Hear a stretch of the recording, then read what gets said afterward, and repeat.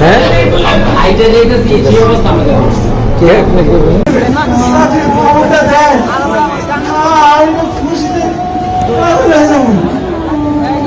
না এই যে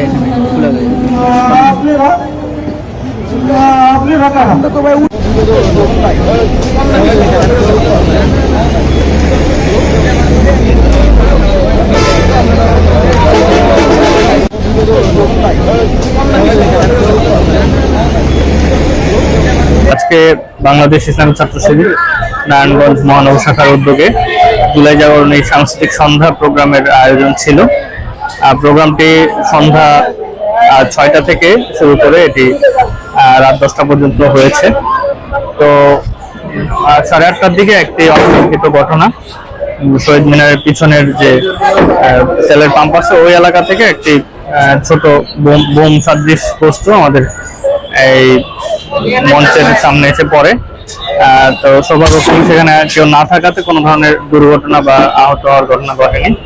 তো তৎক্ষণাৎ আমাদের কিছু ছেলেরা তাদেরকে দেখতে পায় এবং তাদেরকে আটক করার পরে এখানে পুলিশ ছিল, পুলিশ ভাইদের হাতে সোপর্দ করে এবং সাধারণ জিজ্ঞাসাবাদে তারা স্বীকার করেছে যে তারা এই কাজটি করেছে।